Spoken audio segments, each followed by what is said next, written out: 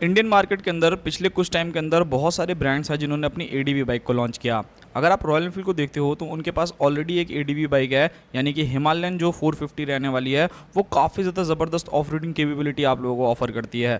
But जिन लोगों को पता होगा कि भाई इस चीज़ की शुरुआत जो रॉयल एनफील्ड ने अपनी हिमालयन 411 को लॉन्च करके किया था, जो कि इंडियन मार्केट के अंदर काफ़ी ज़्यादा ज़बरदस्त थी। आज की अगर आप हिमालयन 450 को देखते हो तो मैं मानता हूँ कि बहुत ज़्यादा फीचर्स, बहुत ज़्यादा ज़बरदस्त इंजन, पावर, परफॉर्मेंस, सारी की सारी चीज़ें जो है आपको हिमालयन 450 अवेलेबल करती है। बट एक चीज़ देखने वाली है कि जब आप इस गाड़ी की प्राइसिंग देखते हो ना, तब बहुत ही ज़्यादा एक्सपेंसिवर जो है ये बाइक चली जाती है। ऑलमोस्ट 4 लाख रुपए तक भी जो है इस गाड़ी के कुछ वेरिएंट्स पहुंच जाते हैं।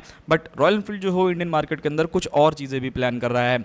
रिसेंटली आप लोगों ने सुना होगा कि रॉयल एनफील्ड जो हो अपनी 450 स्क्रैम के ऊपर काम कर रहा है, एंड उसी के साथ साथ लगभग 4 से 5 न्यू बाइक्स को जो हो इंडियन मार्केट के अंदर लॉन्च करने वाला है। एंड जितने भी उनके एग्जिस्टिंग प्रोडक्ट हैं उन सभी को अपडेट भी करने वाला है, जो सुनकर के भाई बहुत ज़्यादा अच्छा लगा। मतलब लिटरली भाई एक ऐसा ब्रांड, मतलब इंडियन ब्रांड को अगर आप देखोगे तो रॉयल एनफील्ड मुझे लगता है कि सबसे ज़्यादा आगे है इस चीज़ में कि वो अपनी बाइक्स को अपडेट कर रहा है, न्यू बाइक्स जो वो लेकर के आ रहा है। आज की वीडियो में हम लोग बात करने वाले हैं कि रॉयल एनफील्ड जो हो अपनी एक और बाइक को इंडियन मार्केट के अंदर लेकर के आने वाला है, जो कि बेसिकली आप लोगों की 450 जो स्क्रैम आती है उसी के ऊपर बेस्ड रहने वाली है।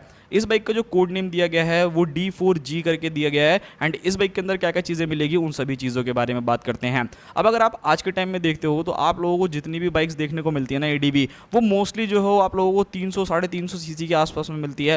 लाइक यजदी की अगर आप लोग एडीबी देखोगे 334 सीसी के इंजन के साथ आती है। नेक्स्ट अगर आप आरटीएक्स को देखते हो तो वो 300 सीसी के इंजन के साथ आती है। और भी कुछ ब्रांड्स लाइक केटीएम ने अपनी 350 जो हो एडीबी को लॉन्च कर रखा है। अब यहाँ पर हिमालयन के लिए एक चीज़ थोड़ी सी बेकार हो गई है कि उसके अंदर 450 सीसी का इंजन आता है, यानी कि 350 सीसी से अबव का इंजन है, जिस पे आप लोगों को अच्छा खासा प्राइसिंग जो हो देने को मिलता है। बट अगर मैं आप लोगों को बताऊं कि भाई रॉयल एनफील्ड जो हो आप लोगों के लिए लगभग 2,40,000 से 2,60,000 रुपए के बीच में एक आप लोगों के लिए एडीबी बाइक का जो हो बंदोबस्त कर रहा है, तो कैसा रहेगा।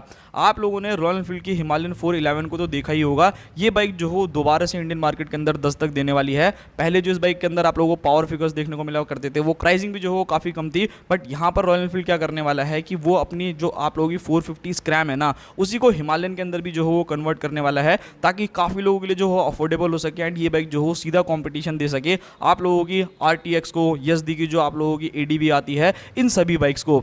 इस बाइक के अंदर अगर आप देखोगे तो काफ़ी हद तक चीज़ों की जो सिमिलरिटीज रहने वाली है वो बिल्कुल ही सेम टू सेम आपको देखने को मिलेगी, जैसा आपको 440 स्क्रैम्बलर के अंदर देखने को मिलता है। बस ये उसका अपडेटेड वर्जन रहेगा, यानी कि लुक्स एंड डिज़ाइन जो हो काफ़ी हद तक चांसेस है कि आपको जो 411 पहले मिला करती थी, कुछ उसी टाइप की जो हो लुक्स डिज़ाइन जो हो इस बाइक के अंदर आने वाली है। सबसे पहली चीज़ के बारे में बात करते हैं इंजन, जो कि सबसे ज़्यादा इंपॉर्टेंट है, बिकॉज इस बाइक के अंदर आप लोगों को जो इंजन है वो अब चेंज देखने को मिलेगा। पहले इस बाइक के अंदर आपको 411 सीसी का इंजन मिला करता था, बट अब इस बाइक के अंदर आप लोगों को लगभग 443 सीसी का single cylinder air plus oil cool engine देखने को मिलेगा, जो कि एक बहुत ज़्यादा ज़बरदस्त चीज़ है। एक और चीज़ आप लोगों ने नोटिस करी होगी, जो 411 आया करती थी उसके अंदर आपको सिर्फ और सिर्फ 5 स्पीड का गियर बॉक्स देखने को मिलता था। अब उसकी वजह से होता क्या था कि लोगों का ये कहना था कि थोड़ा सा वाइब्रेशन जो हो बाइक के अंदर ज़्यादा है, अगर टॉप स्पीड ज़्यादा अचीव करना चाहते थे तो उतना ज़्यादा राइड क्वालिटी जो हो उतना अच्छा नहीं बन पाता था। बट जो ये नया वाला इंजन है, यानी जो आप लोगों को स्क्रैम के अंदर देखने को मिलता है 440 के अंदर, इसके अंदर आपको 6 स्पीड का गियर बॉक्स मिल जाता है, जो कि काफ़ी ज़्यादा ज़बरदस्त है। पिछली अगर आप 411 से भी कंपेयर करोगे तो यहाँ पर आपको पावर जो हो भी ज़्यादा देखने को मिलेगा, ऑलमोस्ट 25.4 bhp तक का power and 34 newton meter of torque जो ये बाइक जनरेट करने वाली है with 6 speed gear box. So अगर आप लोगों को रिक्वायरमेंट है कि भाई मुझे एक बजट के अंदर जो हो काफ़ी ज़्यादा टॉर्क की इंजन चाहिए, तो मुझको लगता है कि रॉयल एनफील्ड की 440 हिमालयन जो हो ये सारी की सारी चीज़ों को जो हो वो फुलफिल कर सकती है। वहीं अगर मैं बात करता हूँ फीचर्स के बारे में, तो हिमालयन 450 जैसी जो है ये फीचर रिच नहीं रहने वाली। मतलब बेसिक फीचर्स जो हो आप लोगों को बाइक में मिलेगी। एंड जिन लोगों को बाइक ऐसी पसंद है कि नहीं भाई मेरे को बहुत ज़्यादा फीचर्स नहीं चाहिए, मुझे लिमिटेड नंबर ऑफ फीचर्स चाहिए जिससे मेरा सारा का सारा काम चल जाए, बट उसी के साथ साथ जो हो प्राइसिंग काफ़ी ज़्यादा कम रहे, तो मुझे लगता है कि ये काफ़ी बढ़िया चीज़ है। इस बाइक के फ्रंट के अंदर आप लोगों को राउंड टाइप के एलईडी हेडलाइट्स देखने को मिलने वाली है। रियर में अगर आप जाओगे तो टेल लाइट जो हो वो एलईडी मिलेगी। इंडिकेटर्स जो हो स्टिल हैलोजन रखेंगे, ऑब्वियसली कॉस्ट कटिंग करने की वजह से जो है ये सारी चीज़ें करी जा रही हैं। एंड मेरे को लगता है कि सही भी है, मतलब लाइक अगर आपके पास दो ऑप्शन रहे रॉयल एनफील्ड की तरफ से कि भाई अगर आपको ज़्यादा एडवांस लेवल पे जाना है, ज़्यादा प्रो बंदे हो, तो आप 450 की तरफ जो हो जा सकते हो। ऑब्वियसली वहाँ पर सारी चीज़ें ज़्यादा मिलती हैं, पावर भी अगर आप देखोगे फीचर्स भी देखोगे। बस ये है कि प्राइस भी जो है वो आप लोगों को वहाँ पर ज़्यादा देना पड़ेगा। बट अगर आप चाहते हो कि नहीं भाई मुझे रॉयल एनफील्ड की ही बाइक लेनी है, एक एडीबी बाइक लेनी है, एडवेंचर जो हो बाइक लेनी है, बट थोड़ा कम बजट में लेनी है, तो आप इस बाइक की तरफ जा सकते हो।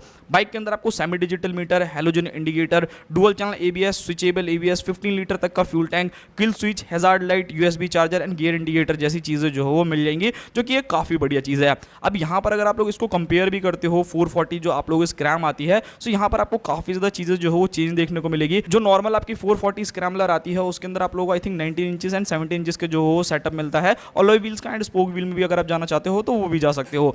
बट यहाँ पर अगर आप देखोगे तो इस बाइक के अंदर भाई जो हो फ्रंट के अंदर 21 इंचेस के जो है स्पोक व्हील्स यूज किए जाएंगे एंड 17 इंचेस के जो हो रियर में स्पोक व्हील्स यूज करे जाएंगे। सो ये जो टायर्स हैं भाई ये ऑफ रोडिंग के लिए बहुत ही ज़्यादा ब्रिलियंट रहते हैं। मतलब आपको कोई भी शिकायत या फिर कोई भी कमी पेशी जो है वो बिल्कुल भी नहीं लगने वाली।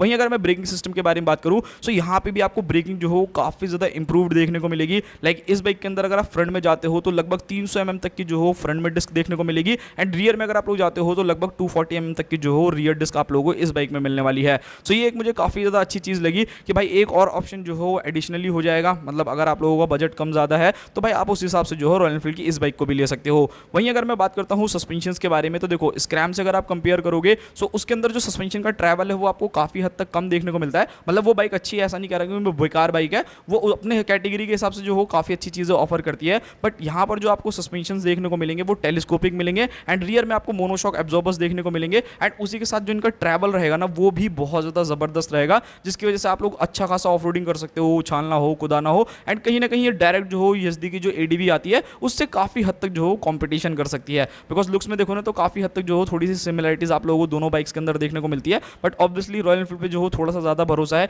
यूएसडी जो हो नया ब्रांड आया है तो काफ़ी लोगों को जो हो दिक्कतें होती हैं सर्विस के मामले में या फिर बहुत सारी चीज़ें हैं जिसकी वजह से परेशान रहते हैं। सो रॉयल एनफील्ड में आपको ये सारी चीज़ें जो हो नहीं देखने को मिलने वाली है। वहीं अगर मैं डायमेंशंस के बारे में बात करूँ सो भाई यहाँ पर अगर आप डायमेंशंस देखोगे तो जो स्क्रैम 440 आती है उसकी जो सीट हाइट है वो आप लोगों को 795 mm मिलती है। सो मे बी इस बाइक के अंदर जो आप लोगों को सीट हाइट देखने को मिलेगी वो 800 mm के आसपास में देखने को मिलने वाली है, जो एक काफ़ी बढ़िया चीज़ है। वहीं अगर मैं ग्राउंड क्लियरेंस के बारे में बात करूँ तो समथिंग अराउंड मान करके चलना कि 200 mm के आसपास तक का ग्राउंड क्लियरेंस या फिर इससे भी ज़्यादा जो है ग्राउंड क्लियरेंस आप लोगों को ऑफर कर सकती है फॉर हार्डकोर ऑफ रोडिंग। सो ये काफ़ी बढ़िया चीज़ है। वेट के बारे में बात करूँ तो देखो रॉयल एनफील्ड की मोस्टली बाइक जो हो थोड़ी भारी रहती हैं बिकॉज वो जो हो कुछ ज़्यादा ही लोहा यूज़ करते हैं। सो इस वजह से जो है इस बाइक का वेट जो हो समथिंग अराउंड आपको 196 kg के अराउंड देखने को मिलने वाला है। लाइक अगर आप एक बिगनर बंदे हो एंड आप चाहते हो कि नहीं भाई मुझे रॉयल एनफील्ड की ही जो हो बाइक लेनी है सो आप डेफिनेटली जो है इस बाइक को कंसीडर कर सकते हो। अच्छा बात करते हैं लॉन्च डेट के बारे में एंड उसी के साथ साथ प्राइसिंग के बारे में। सो ये बाइक जो हो आप लोगों को काफ़ी हद तक जो हो काफ़ी चीपर प्राइस पे पड़ेगी बिकॉज मैंने जैसा आपको शुरू में ही बोला कि रॉयल एनफील्ड की जो हिमालयन आती है ना